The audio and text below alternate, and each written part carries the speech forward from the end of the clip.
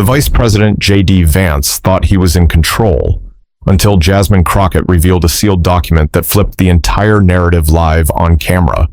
They weren't supposed to be arguing, not like that. The panel had been billed as a cooperative discussion between federal leaders on how to reshape school funding formulas, a bipartisan effort, streamed live from a room inside the Rayburn House office building in D.C. People expected rehearsed talking points, maybe a few sharp jabs, nothing wild.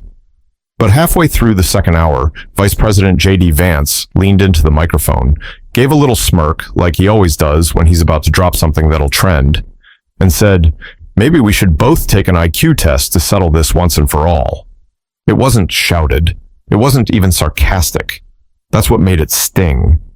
The moderator, a former PBS journalist named Lynette Harmon, blinked fast. The room tightened. You could hear the rustle of someone's paper coffee cup a few rows back. Congresswoman Jasmine Crockett didn't move. Not right away. She just tilted her head slightly, eyes still locked on Vance. "That your closing argument?" she said softly, her mic picking it up with perfect clarity. Vance gave a shrug. "Just a thought," he said, turning back toward the moderator, clearly expecting the topic to shift. But Jasmine wasn't done. She reached down, slow, intentional, and opened the front flap of her black briefcase. From a thin interior sleeve, she pulled out a single white envelope, sealed, unbent, stamped with the gold insignia of the Congressional Testing Initiative. Then, without saying a word, she slid it across the table. A small gasp came from somewhere near the press row. Lynette sat frozen, eyes bouncing between the two of them. "I asked them to keep it sealed," Jasmine said, "just in case." She leaned back, didn't blink, didn't fidget. The panel had suddenly stopped being about school budgets. Vance's expression flickered. Just for a second. He didn't laugh, didn't double down. He just looked at the envelope like it might bite. Lynette cleared her throat. "Congresswoman Crockett, are you saying that's your official IQ result from the CTI testing round last fall?" Jasmine nodded once. "Yes." Someone in the audience let out a quiet damn. Another chuckled nervously. Cameras refocused. The live stream viewer count started climbing, fast. Vance shifted in his chair. He smiled again, but it didn't reach his eyes. "You're serious?" "Dead," Jasmine said, then turned back to Lynette. "You're welcome to open it if you'd like." That's when things stopped feeling like a panel, and more like a moment. Because you don't come to a congressional event carrying sealed test scores unless you know something, unless you're playing the long game. Lynette looked toward the panel assistant, who looked to the staff attorney, who gave a small shake of the head. "Legally," Jasmine said, "I can authorize it now. This is my property." The envelope stayed in the center of the table. Lynette picked it up slowly, holding it like a judge about to read a verdict. The audience leaned forward in their chairs, phones went up, and J.D. Vance, still the Vice President of the United States, said nothing. But something in his posture shifted. Just a bit. Like he knew whatever came next wouldn't be good for him. To understand what led to that envelope moment, you've got to go back. Months before the panel, before the cameras, before the challenge. Because Jasmine Crockett and J.D. Vance weren't just political opponents. They were two people raised in two very different Americas, now locked inside the same system, playing by the same rules. Or trying to. Jasmine had been catching attention ever since she stepped into Congress. Sharp, unapologetic, and unwilling to code switch just to make people comfortable. She didn't soften her voice, didn't tailor her language. When she challenged someone in committee hearings, she didn't blink or wrap it in flowery detours. She said what she meant, and meant what she said. J.D. Vance noticed that. So did his team. Vance, for his part, had made a career out of crafting a certain narrative. The guy who made it out of Middletown, Ohio. Marine, Yale Law. Memoirist turned senator, turned vice president. He knew how to build an image, and Jasmine's existence challenged it. The friction didn't start with an insult. It started with silence. She'd raise points during joint sessions. Vance wouldn't respond directly, just shift the subject. In closed-door meetings, he'd speak over her, but always just under the threshold of what people call disrespectful. Subtle, but enough. Then came the education equity proposal. Jasmine had worked on it for nearly a year. It called for reworking the funding algorithms that sent more dollars to already wealthy school districts, particularly in suburban areas. Vance opposed it, saying it punished excellence. At a subcommittee hearing in Indianapolis, they clashed publicly. Jasmine pointed out that in some states, schools with majority black student bodies received 30% less funding than those in majority white zip codes just miles away. JD interrupted her twice. When she asked for space to finish, he waved it off and said, "I'm just helping clarify for the audience." That moment went viral, not because of what he said, but because of how Jasmine sat there, quiet, waiting, letting the camera roll as she watched him interrupt. When he finally stopped talking, she paused and said, "Do I look like I need your help clarifying anything?" Click. Retweet. Millions of views overnight. That's when the rivalry turned into something else. Reporters picked up on the tension. Commentators began treating it like a cultural clash. It wasn't. It was structural. Jasmine had facts. JD had frames. Jasmine wanted change. JD wanted proof that the current system still worked for someone like him. Behind the scenes, the White House wasn't thrilled. Vice presidents aren't supposed to get baited, but Vance wasn't letting it go. He called her reckless during a donor dinner in Jacksonville. His communications director said her education proposal was full of emotional pleas and half-baked data. So Jasmine did something most people didn't know about. She quietly enrolled in the voluntary testing initiative being offered to federal leaders. The CTI, meant to assess cognitive agility, problem-solving under stress, executive processing, all the metrics politicians love to dismiss unless they win. She sat for it in November under a fake name in a testing center outside of Fort Worth. No cameras, no press. She told only one person, her chief of staff, Lila. "Why?" Lila had asked. "Because they'll come for my tone, then my credentials, then my intelligence," Jasmine replied. "I'm just loading my ammo early." She had no idea if it would ever come up, but she carried that sealed result like a shield. Quiet, private, waiting. But then JD made it public, in front of cameras, on a panel meant for unity, and that's when everything started tilting. Before Congress, before panels, before microphones. Jasmine Crockett was a girl growing up in Cedar Hill, Texas, raised in a two-bedroom home that smelled like lemon-scented pine sol on Sundays and fried okra on Fridays.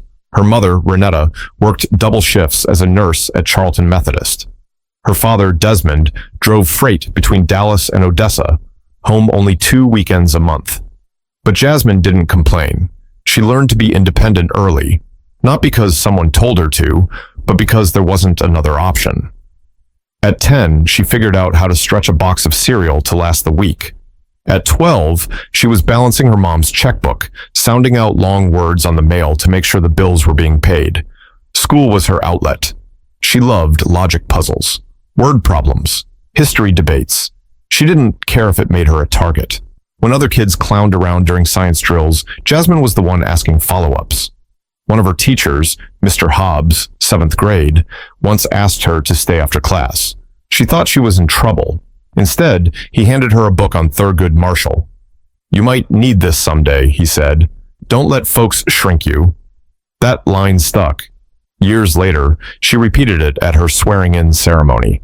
But the road between that classroom and Capitol Hill wasn't straight, not even close. She applied to over 20 colleges, got into 4, chose Prairie View A&M because they offered her a partial scholarship and because, as she once said, "I liked that the professors didn't talk down to you. They talked up to your potential." There, she got a taste of what it meant to argue with purpose. Philosophy courses, political science electives, late nights in the library, reading court transcripts for fun. Law school came next, University of Houston. The first year nearly broke her. She didn't have a safety net, no family money, no fallback plan. She worked weekends as a server at a breakfast spot in Montrose, grading her own briefs on the bus ride back home. During her final year, she represented a client in a mock hearing who reminded her of her mom. Overwhelmed, tired, but still pushing. Jasmine won the case. The professor asked to use her closing statement as a teaching sample. Still, after graduation, she didn't jump into big law. She took public defender work. And not the kind that gets you applause. We're talking about unpaid overtime. Files stacked to the ceiling, clients who didn't trust the system, and with good reason. She lost cases. She learned from them. She started building a reputation. One local judge in Dallas called her unrelenting but surgical. That word stuck. Her run for office wasn't part of some long-term plan. It started with a community meeting about funding cuts. Someone said, "We need someone up there who actually understands what it's like down here." Someone else pointed at Jasmine. She laughed, then thought about it.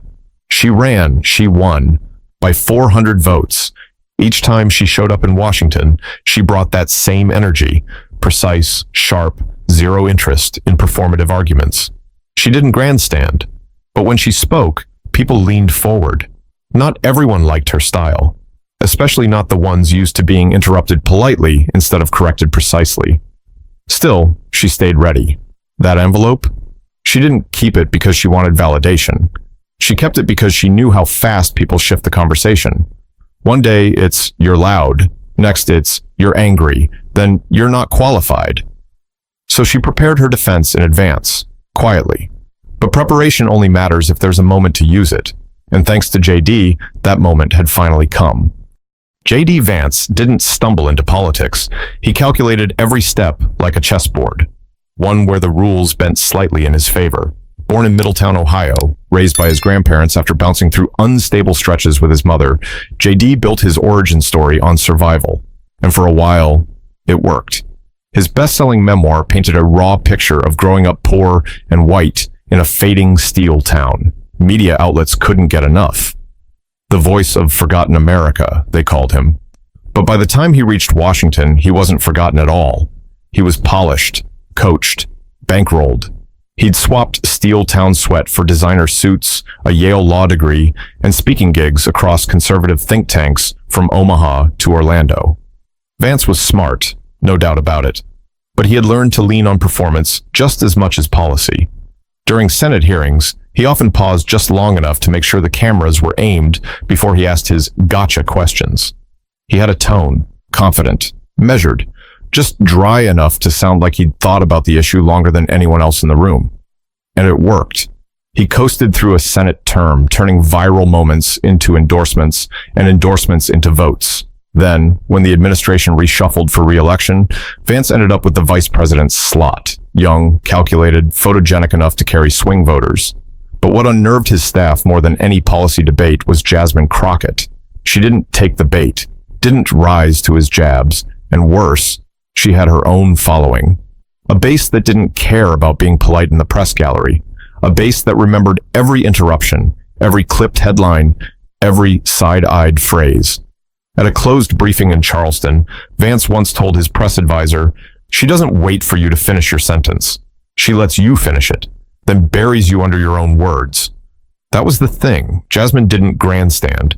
She dissected. So Vance stopped ignoring her and started studying her. He requested briefing notes ahead of every panel she attended. He watched old committee footage. His team combed through her op-eds, trying to spot patterns or pressure points. They labeled her unpredictable. But that wasn't true. She was just unshakable. So by the time the education panel rolled around, Vance already had a game plan. He would draw her out, corner her into sounding too aggressive, make her the headline instead of the issue. He even practiced his jab in advance. Maybe we should both take an IQ test. It was designed to sound casual, like an afterthought, but it was loaded. He figured she'd fire back with stats, maybe a sharp clapback, maybe walk right into the media trap. What he didn't expect was the envelope. Because people like Vance build their entire strategy around controlling perception. Jasmine had just flipped that script, without raising her voice, without saying more than a sentence. When she slid that envelope across the table, it wasn't just a comeback. It was a reveal. Vance